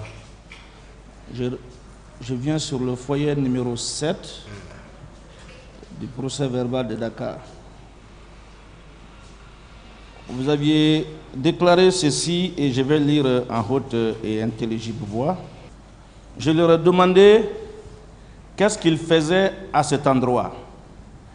Ils m'ont répondu qu'ils sont sous les ordres du capitaine Makambo, chef des opérations. Ce dernier m'a trouvé sur place et m'a fait savoir qu'ils vont pêcher. En qualité de chef de la garde, et je dis bien en ma qualité de chef de la garde et d'aide de camp, je devrais être mis au courant de cette mission, mais voilà des comportements qui prouvent que j'étais de plus en plus écarté, preuve du manque de confiance que Dadis avait envers moi. Le commandant de Koundara m'a appelé pour m'informer que Makambo et ses hommes sont venus pour arrêter 2 parmi ces éléments. Après, je me suis demandé pourquoi je n'ai pas été saisi de cette opération. J'ai appelé Makambo à la radio pour lui demander qui a donné des ordres. Il m'a laissé entendre que c'est le président Dadis. C'est ainsi que je suis allé à l'état-major de la gendarmerie où j'ai libéré ces 2 hommes. C'est de là que le général Baldé, chef d'état-major de la gendarmerie, et le colonel Delamou sont allés à la présidence où je ne sais pas ce qu'ils ont rapporté à Dadis. Ils sont revenus ensemble avec tout son cortège pour m'arrêter dans la caserne de Koundara. Dadis, au lieu de m'appeler en tant qu'autorité, il ne l'a pas fait, il a frappé la tête. Vous confirmez cela? Où est le problème? Est-ce que vous le confirmez? Je le confirme. Très bien. Vous avez alors poursuivi en disant ceci. J'ai mobilisé mes hommes et nous sommes partis au Petit Palais. Vous confirmez également ce propos? C'est très simple. Vous parlez au pluriel comme si... Oui ou non? Non, écoutez, vous parlez au pluriel, on va parler. Qu'est-ce que j'ai dit? Moi, je suis sorti avec 6 personnes. Pluriel commence par 2. Si je dis je les ai mobilisés, je suis parti au Petit Palais. Ça, c'est après l'événement. Je parle de mes activités après. C'est comme si vous dites j'ai pris un camp. C'est pas comme ça. Moi, je suis sorti avec 6 hommes. Je le dis, ce jour, j'ai défini mon programme. Lorsque j'étais à... Qui sont ces 6 hommes? C'est mes gardes. Est-ce que vous pouvez donner leur identité au tribunal? Je ne peux pas. Le tribunal appréciera. C'était le commandant du bord. Qui sont alors les 11 hommes qui gardaient votre domicile? Et ils sont là. Souvent, quand je sors, lorsqu'il s'agit de j'expliquer ça ici. Qui sont les 11 hommes qui gardaient votre domicile? Je vous explique. Leur identité. Laissez-le répondre, maître. J'ai expliqué. D'ailleurs, je peux dire que j'ai répondu à cette question. Je vous explique. Il y a 11 hommes qui gardent ma maison de tour de rôle.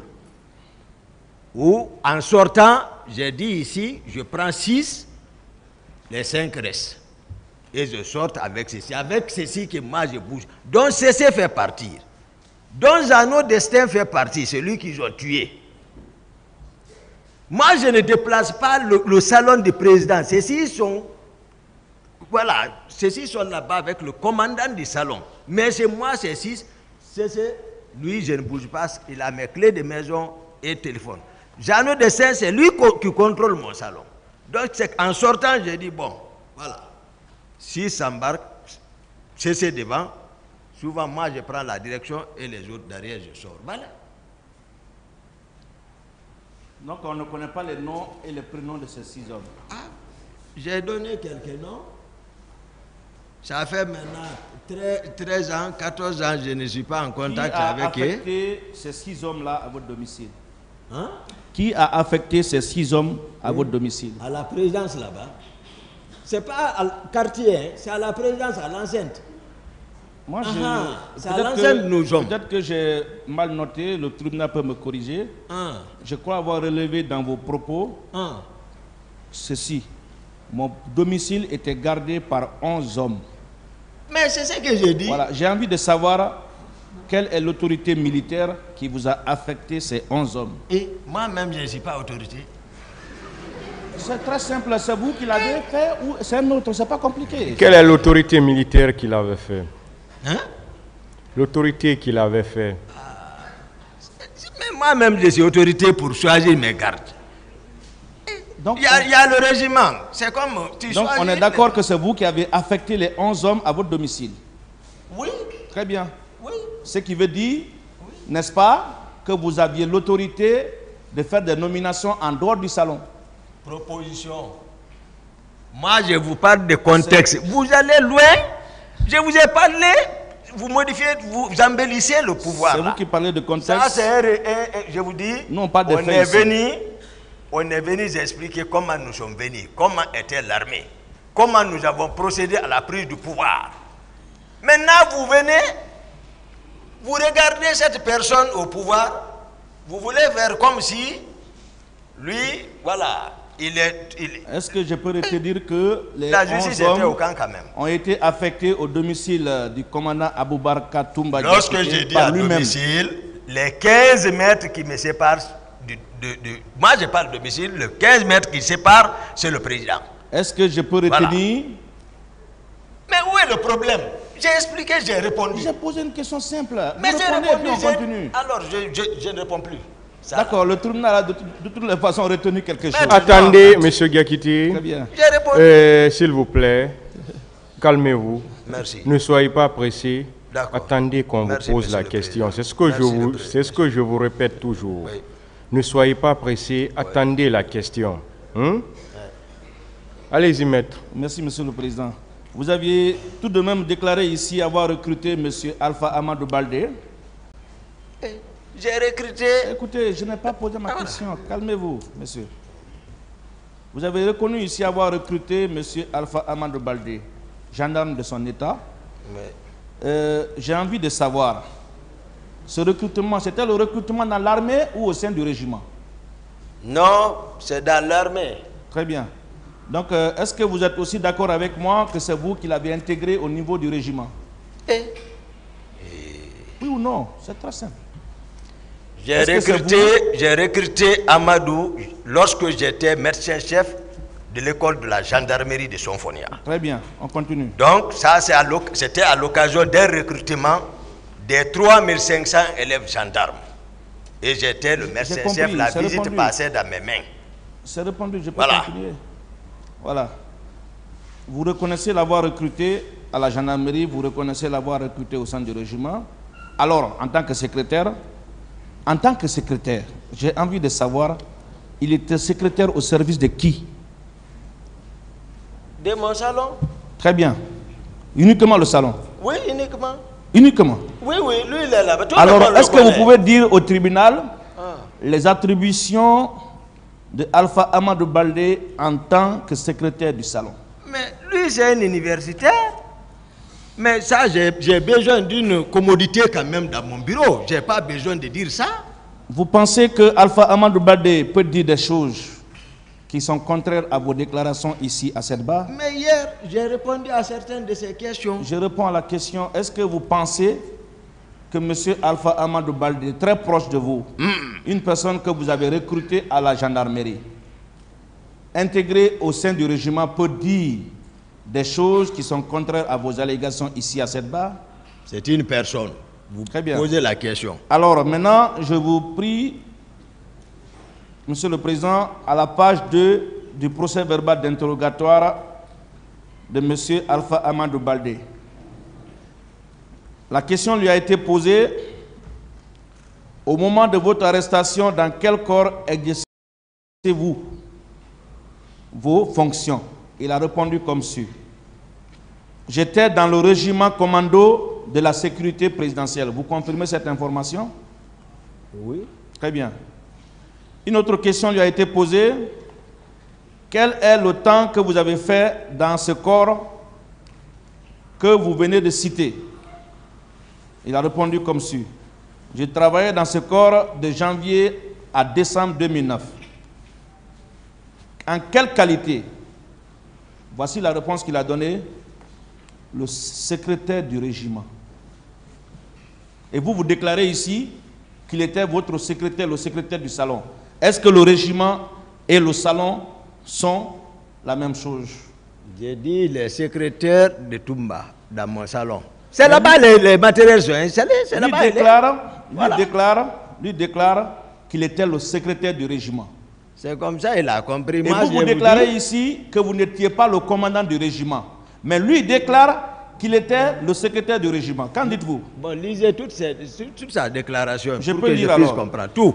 Je peux lire. Tout ce qu'il a déclaré. Très bien. Je peux lire là-dessus. Y a-t-il un acte administratif? Voici la réponse qu'il a donnée. J'ai fait partie de la liste des 400 premiers grades rapprochés du président de la République. J'ai été choisi par le lieutenant Aboubakar Sidiki Diakité Tumba, qui était alors le médecin-chef de l'armée nationale, de l'école nationale de la gendarmerie nationale de Sanfolia. Pourquoi le lieutenant Aboubakar Sidiki vous a choisi parmi cet effectif? Voici la réponse qu'il a donnée. Une réponse très pertinente. En fait, je connaissais l'outil informatique bureautique, je lis comme tel. Il m'a choisi pour la gestion des effectifs composés de 14 compagnies. Je répète, il m'a choisi, il là c'est vous, il m'a choisi pour la gestion des effectifs composés de 14 compagnies et en même temps pour effectuer les travaux de secrétariat. Si vous... Où est le problème? Il y a un problème. Attendez la question, monsieur Diakité. Il y a un problème et je vais vous le poser. Vous vous déclarez ici que c'est vous qui l'avez recruté. Il n'était que votre secrétaire, le secrétaire du salon. Mais lui déclare ici qu'il a été choisi, et je répète, je lis ce qu'il a écrit. Il a été choisi pour la gestion des effectifs composés de 14 compagnies et en même temps pour effectuer les travaux de secrétariat. Les 14 compagnies là, c'était du salon? Voilà, je vous explique. Pour vous serez satisfait tout de suite. Je veux être satisfait, monsieur. Voilà. À l'origine, monsieur le président, Alpha Madou était mon secrétaire. Maintenant, le régiment était commandé par le colonel Aïdor et le colonel Alphonse Touré. Lorsqu'il fut arrêté, j'étais assis avec le général Sekouba et le capitaine Dadis, qui est ici, qui a pris les commandes du régiment. Je suis son aide de camp. Je l'ai dit, les gens me voyaient dans les différentes fonctions, à moins que le président ne m'instruise pour que je l'exerce. S'il me demande d'organiser le régiment pour lui, effectivement, mon secrétaire, je le confie le travail. Au lieu de prendre le secrétaire de Aïdor ou une autre personne, je peux dire, bon, voici, tu fais ce travail. Et je rends compte au président de la République. Ça, c'est voilà, aussi, ne dramatisez pas ce qui n'est même pas, qui ne peut pas nous amener nulle part. Oui, selon le président Moussa Dadis Camara, et même le colonel Blaise et tant d'autres dont je vais certainement lire les procès-verbaux le moment venu, vous étiez le commandant du régiment. Est-ce que le fait pour M. Alpha Amadou Baldé de déclarer être le secrétaire du régiment ne corrobore pas avec ces allégations? Oui, envoyez un acte alors. Mais normalement, comme vous aimez m'attaquer, vous me demandez acte. Moi, j'ai un acte officiel, aide de camp, décret présidentiel. Maintenant, l'autre là, où est l'acte? Je vous explique comment les choses se passent. Vous compliquez encore. C'est pas compliqué. Moi, je vous explique tel que, pour qu'on gagne en temps. C'est pas compliqué. C'est vous qui avez déclaré ici que c'était du Toy-Boy. C'est vous qui l'avez déclaré. Mais moi, je vous ai dit... En fait, s'il n'y a pas d'acte, moi j'ai envie de savoir si vous posiez des actes en qualité de commandant de régiment. C'est pour cela que je vous pose la question. Est-ce que les déclarations selon lesquelles vous étiez le commandant du régiment? Non. Donc, le commandant de la sécurité présidentielle ne corrobore pas avec les affirmations de M. Alpha Amadou Baldé selon lesquelles il était à la fois votre secrétaire particulier et le secrétaire du régiment. Maintenant, toujours, moi je vous comprends dans votre rôle, maître.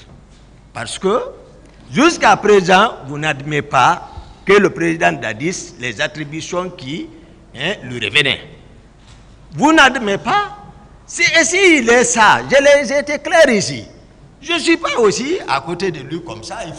Pour jouer ça, il faut être comme ça. Une tête. Donc, s'il me commet à une tasse, je le fais. Je continue. Voilà, l'affaire de secrétaire, je vous ai dit comment c'est venu. S'il m'a dit de réorganiser, revoir passer, les autres sont arrêtés, je le fais, je le rencontre. Étiez-vous respectueux des ordres et instructions venant du président Moussa Dadis Camara? Le contexte, c'est le terrain qui commande le commande. Oui ou non, vous respectiez les ordres et instructions que le président Moussa Dadis vous donnait? Là où j'enseigne ça à l'école, c'est le terrain qui commande le militaire. Ça, c'est enseigné à l'école. Oui ou non, oui, vous respectiez les ordres et instructions que le président Moussa Dadis vous donnait?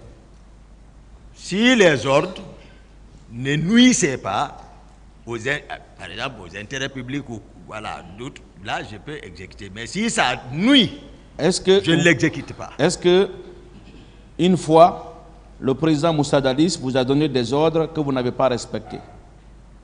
Et le 28 septembre, il a dit, qu'est-ce qu'il a dit? Il est là, il m'a appelé pourquoi? Même s'il ne le dit pas, mais il m'a appelé par le capitaine Marcel. Allez appeler Toumba. Je suis venu, je l'ai trouvé dans un état de colère intense. Donc, il tenait les propos. Le pouvoir est dans la rue. Ils vont le regretter, il faut les mater. Qu'est-ce que j'ai dit? Ça, indirectement, c'était un ordre. Mais j'ai directement répliqué, j'ai dit non. Et c'est pas, voilà, c'est pas tous les ordres qu'on exécute quand même. J'ai pris ma responsabilité là-bas. J'ai dit non, vous ne sortez pas. Il a voulu changer, je suis sorti, aller donner l'ordre, je suis parti dans ma chambre. Donc moi je ne suis pas un mouton ou qu'on tire comme ça là pour envoyer dans n'importe... Non, non, non, non. Je réfléchis. Il vous a donné quel ordre ce jour-là? Je ne réponds pas. Il ne m'a pas donné l'ordre. D'accord, très bien. C'était indirect, c'est ce qu'il voulait dire. Et je continue. Et vous avez déclaré ici que Begré et le capitaine Marcel avaient l'habitude de manœuvrer sans l'ordre de la hiérarchie. C'est quoi manœuvrer? Qu'est-ce que cela veut dire? Voilà, manœuvre c'est un terme militaire, maître. Oui, justement, c'est pour ça que nous demandons des explications. Voilà, s'ils ils prennent leurs troupes, ils sortent. Hein? Même partout où ils vont, ils bougent avec leurs troupes. Moi, les gens voyaient Marcel, ils pensaient que c'était moi. Par exemple, le président Dadis a un restaurant vers Lambaye là-bas, Nongo. Mais Marcel va là-bas avec son groupe, son cortège. Un jour même, je l'ai appelé, il m'a dit, viens me trouver ici. Je suis descendu là-bas. Mais moi, je roule avec un seul véhicule. Non. C'est bon, jamais. Ma question est répondue. Donc moi, je ne bouge pas. Ma question est répondue, je continue. C'est eux qui bougent avec. J'ai envie de savoir, est-ce que vous aviez aussi l'habitude de fréquenter le restaurant situé à Kipé qu'on appelle 7-Eleven? 7-Eleven, peut-être deux fois. Mais non, 2 fois. Il semble que vous avez l'habitude de vous y rendre avec un cortège dans lequel se trouveraient des douchettes. Non. Voilà. Vous voyez, Monsieur le Président, je suis venu là-bas. Première fois. Je ne suis pas rendu, j'étais assis à la devanture la nuit. Je vous explique. Le commandant adjoint du régiment, Saint-Alphonse, était là-bas avec sa doucette. Je suis venu, comme d'habitude avec mes gardes, mais pour vous dire encore, tout ça j'étais guetté. La patrouille de colonel Pivi est venue me trouver assis devant là-bas. Alphonse est assis, il y a sa doucette garée au coin, moi j'ai mon véhicule garé simple, avec mes gardes. Il s'arrête là-bas, il mène la patrouille, mais tout ça c'était planifié pour m'arrêter moi, Toumba. Après, il commence à téléphoner, ah, Toumba est là, Toumba est là. Je lui ai dit, qu'est-ce qui ne va pas? Il descend, il s'arrête. Il commence à appeler là-haut. J'ai dit, d'accord, j'ai dit à mes hommes, attendez. S'ils peuvent arrêter l'aide de camp comme ça, là, voire même retarder devant lui, on va se finir tout de suite ici. Donc, et je suis rentré à la présence, ils n'ont pas osé, je suis allé appeler leur chef parce qu'il l'avait appelé, j'ai dit, qu'est-ce que vous manigancez?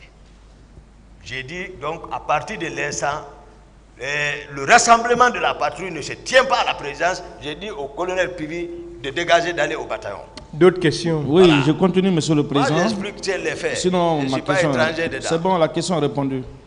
Alors, qui a présenté Begré au président Moussa Dadis? Et ça, c'est une stratégie, je ne réponds pas. Vous ne savez pas qui a mis Begré en rapport avec le président Moussa Dadis? Je dis, je ne réponds pas. Est-ce que vous aviez un pouvoir de commandement direct ou indirect sur Begré et ses hommes?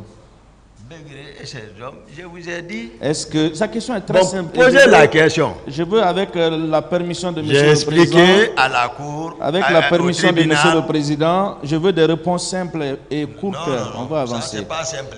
Voilà. Est-ce que vous avez des pouvoirs de commandement sur Begré? Jusqu'à un certain moment, tel que je l'ai dit ici. J'ai dit, le Begré, on est venu au pouvoir. C'est quelqu'un qui a travaillé, qui servait au camp Kamaïn. J'ai dit depuis comment, moi, il m'a introduit dans ça, m'a enlevé dans l'exercice de mes fonctions, de mon métier médecine, m'entretenir, ma procès, c'est lui qui m'a mis dans toute la merde là. À partir de quel moment, à partir de quel moment vous n'aviez plus un pouvoir de commandement sur Begré et ses hommes? J'ai dit premier trimestre. Premier trimestre, n'est-ce pas? J'ai dit Begré vient. Donc on est d'accord, on va continuer. Hein? Moi je ne veux pas, on ne va pas répéter ce qui a été dit.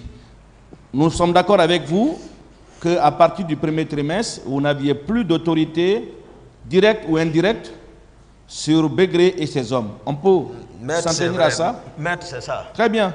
Alors comment se fait-il que c'est vous que Begré appelle le 3 décembre pour la libération de 2 de ces éléments, alors que vous n'aviez pas de pouvoir direct ou de commandement direct sur lui et ses éléments?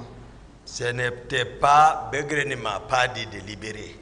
Est-ce que... Non, je n'ai pas dit ça. Clair. Je n'ai pas dit ça. Laissez-le répondre, maître. Je n'ai pas dit ça. Laissez-le répondre. Pour la libération de ces 2 éléments. D'accord, je repose la question alors autrement.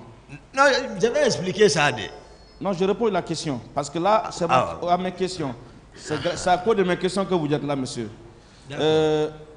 Pourquoi alors c'est vous que Begré appelle? Voilà. Alors que vous n'avez pas de pouvoir de commandement direct ou indirect sur lui. C'est que vous avez ignoré plusieurs facteurs maîtres. Qui est Begré? Parce que pour parler quelqu'un, il faut le connaître, c'est important. Il ne faut pas le voir comme ça parce qu'ils l'ont assassiné pour ne pas qu'il soit à la barre ici, dire les vérités. Sinon, il l'aurait confié à une structure judiciaire qui allait le mettre sur mandat de dépôt. Il allait attendre comme d'autres ont fait 13 ans ici. Mais ils n'ont pas voulu. Maintenant, tout est façonné, tout était préparé. Begré aussi était préparé. Tous vos documents que vous présentez, aucun nom que j'ai cité ici ne se trouve dedans. On viendra. Begré, il est menacé. Le plan qui devrait être mis en place, il fallait sacrifier Toumba et choisir certains éléments, les sacrifier au compte du 28 septembre. C'était le plan de base. Begré m'a appelé m'informer, comme ils l'ont dit, que j'ai vu Makambo d'abord le matin, quand j'ai quitté la présidence, au rond-point de l'aéroport, avant de monter vers le Kalfaya. Il était avec des équipages, 9 les éléments de Kalea.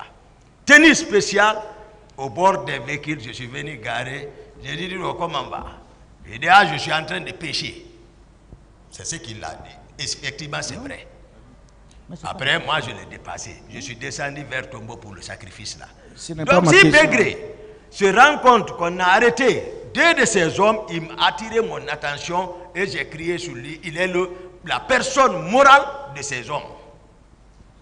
Il ne doit pas voir les gens venir, cueillir comme ça ces hommes pour des faits et les conduire vers les structures